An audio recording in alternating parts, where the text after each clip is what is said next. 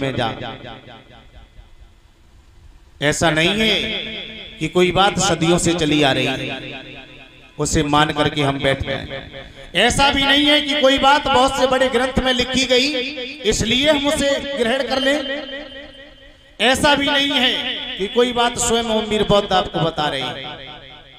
आपके पास में बुद्धि है, सुनने के लिए कान है, देखने के लिए आंख है, 10 इंद्रियां हैं।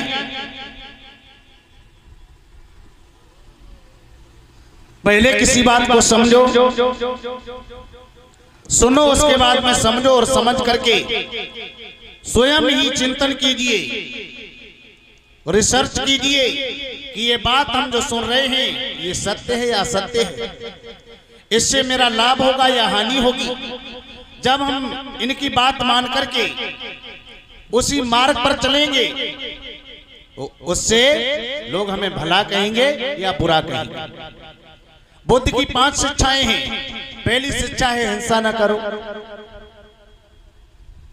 यानी पाड़ाति पाता वीरमणि शिखा पदम समादयामि, ये पाली भाषा का शब्द है और इसका हिंदी अनुवाद है कि हम किसी की हिंसा नहीं करेंगे। लोगों, यदि हम किसी दूसरे की हिंसा नहीं करेंगे तो दूसरे की औकात नहीं है हमारी हिंसा करें। हिंसा 3 प्रकार की होती है, मन, वचन, कर्म। सबसे बड़ी समस्या है कौन सी मालूम?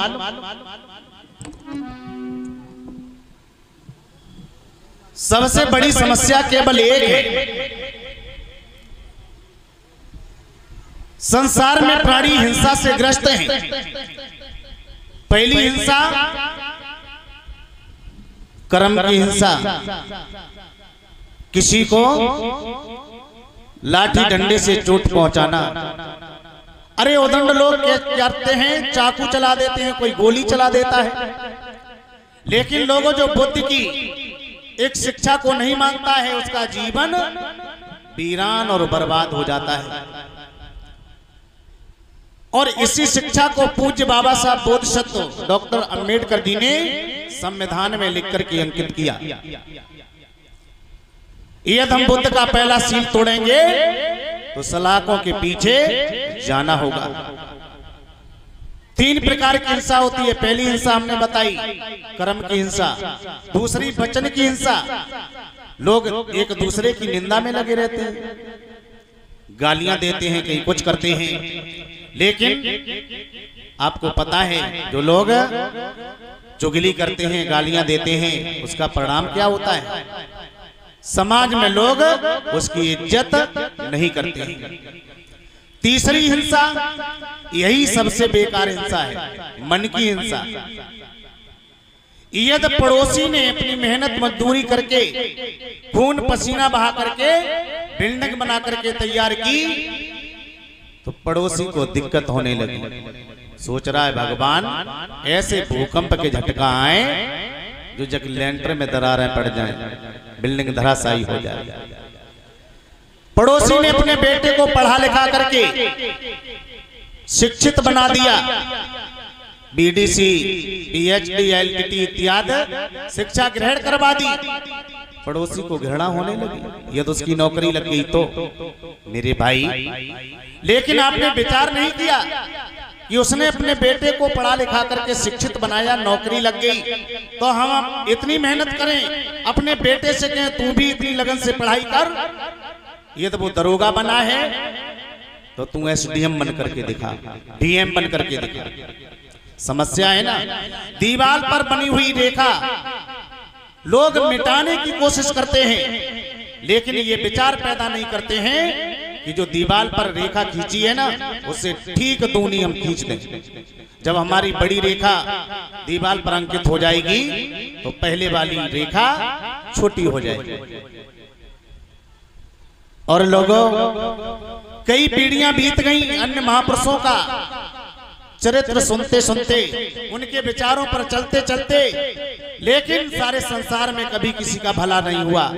ओमवीर बौद्ध मंच के माध्यम से कहते हैं, ज्यादा नहीं, केवल बुद्ध के 5 सील अपना करके देखो। मात्र 1 साल के लिए यदि ये देश स्वर्ग न बन जाए, ये देश फिर से सोने की चिड़िया ना कहलाए, विश्व गुरु ना कहलाए, तो हमसे आकर के मिल लेना। लेकिन कहने और करने में जमीन और आसमान का अंतर होता है मेरे भाई। पहले शील में बुद्ध ने बताया हिंसा ना करो, दूसरे में बताया चोरी ना करो, तीसरे में बताया दुराचार ना करो, चौथे में बताया चुगली ना करो, और पांचवें में बताया शराब ना पियो। और बुद्ध ने सीधा कहा, यह मानव ऊंचे से नीचे कूदते समय भयभीत न होना, ये तेरी बहादुरी की परीक्षा है। शेर के सामने जाते समय भयभीत न होना, ये तेरी बलिदान की परीक्षा है। अग्नि की ज्वालाओं में कूदते समय भयभीत न होना, ये तेरी स्वर्ण परीक्षा है। लेकिन शराब से सदैव 100 कदम दूर रहना, क्योंकि ये सब दुखों और दुराचारों की जननी है। लेकिन कछु लोग तो जय कहते हैं, हमें ताई से बहुत धर्म अच्छो नहीं लगता। कैसे संजा को एक पैक लगना जाए तो पूरी अच्छी नहीं लगती, मजा ना आया।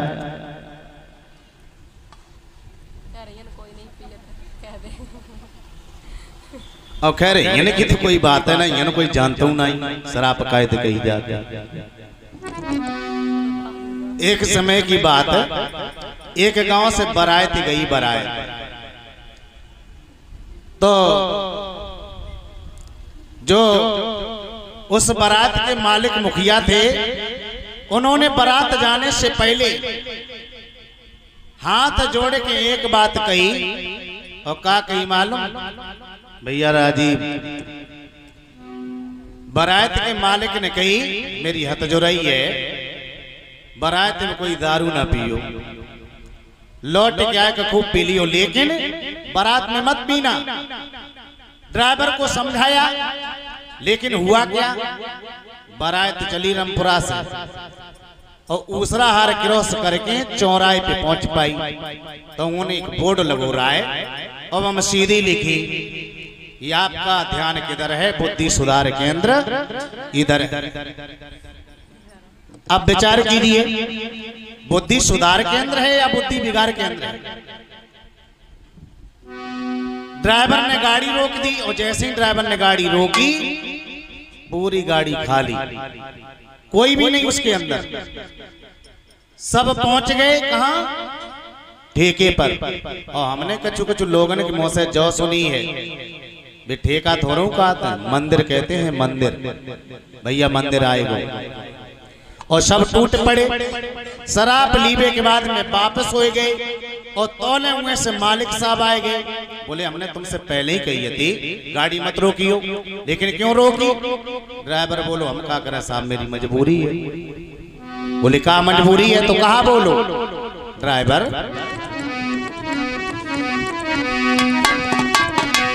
और पूरी मजा न देगी, सब्जी मजा न देगी,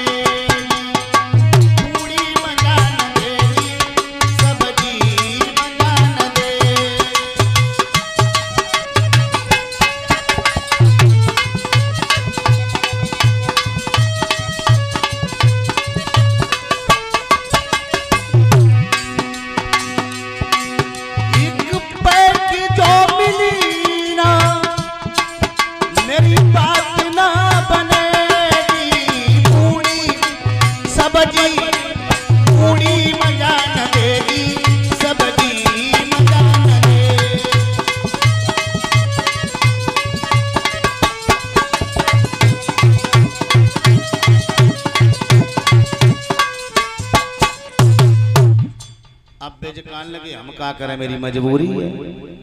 जो ले मिल ना जाए तो ले चाहे पूड़ी बरायती की हो, और चाहे भंडारी की हो, और चाहे दस्टौन की हो। समस्या तो ये है ना। लेकिन मेरे भाई विचार करना, कुछ लोग तो जकात हुए, पैसा हम अपनों बर्बाद कर रहे, पी हमारे, तुम्हें कौन सा फर्क पड़े रहो? फर्क पड़ रहा है मेरे भाई। विचार कीजिए, जितना पैसा आप दारू में बर्बाद करते हो, शायद उतना पैसा अपने बेटे और बेटे की पढ़ाई में कर दो, बेटे और बेटियों की शिक्षा में कर दो, तो दावे के साथ कहता हूं तुम्हारा बेटा होशियार होगा, समझदार होगा। लेकिन समस्या तो वैसी है ना, लला स्कूल से लौट के आओ, आए कि कहीं पापा मेरे ढंगा कॉपी ना आए, माँ साहब फीस मांग रहे हैं। तो पापा लला से क्या कह रहे, कह दियो पापा घर ना आए, रिश्तेदारी में गए। झूठ बोलना सिखा रहे हैं। और बेटे ने पैसे मांगे शिक्षा के लिए, तो पैसे नहीं। और शाम को सब काम से निच्चू भाई और पहुंचिए सीधे मंदिर पे, लेकर के आए ड्रंकी, अपना काम बना लिया। बेटा और बेटियों से कोई मतलब नहीं, इनका भविष्य कहां जा रहा है मेरे भाई।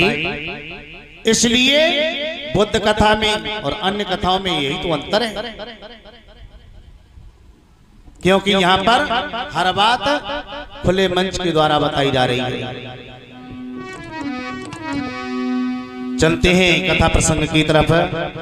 अभी आप लोगों ने धम्मचारिणी लता बौद्ध के मुखारबिंद से सुना किस प्रकार से महाराज सिद्धोधन को दंडपाण सेनापति ने निमंत्रण दिया और सिद्धार्थ को लेकर के महाराज सिद्धोधन नगर देवते के लिए प्रस्थान करते हैं।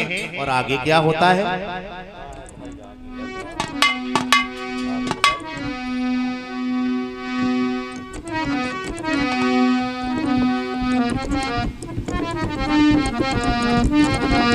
क्या होता है आगे।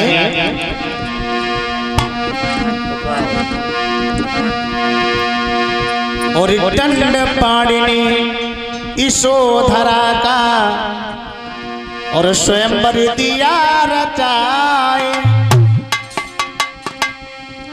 और पाई सारा सिद्धोधन रहे गौतम को समझाए। लाल तुम जल्दी जाओ, बहू की सुंदर लाओ।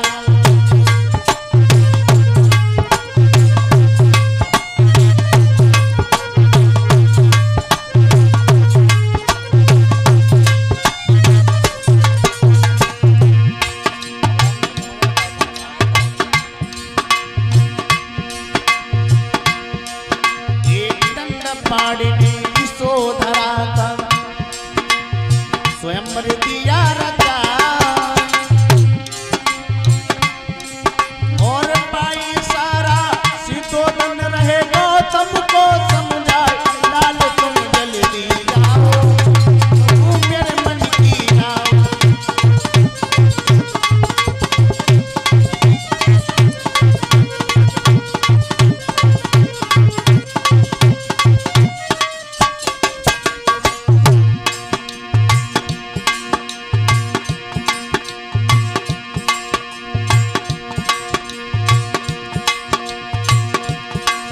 और स्वयंवर के अंदर जब आई यशोधरा सुकुमारी,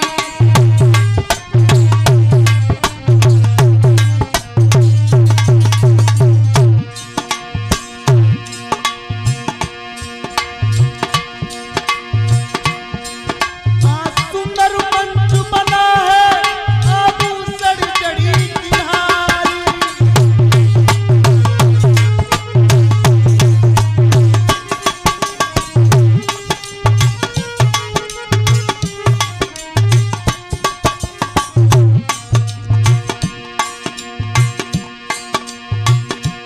और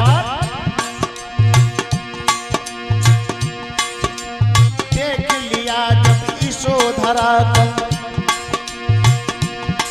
सब मन में रहे हंसाए।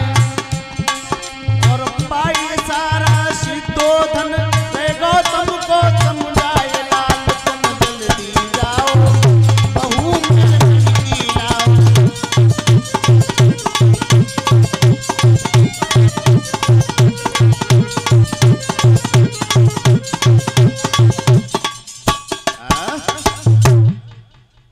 आज जैसे ही राजकुमार सिद्धार्थ पहुंचे हैं और इधर से यशोधरा अपनी सहेलियों को लेकर के प्रस्थान करती हैं। चलते समय यशोधरा की मैया कहने लगी है, बेटे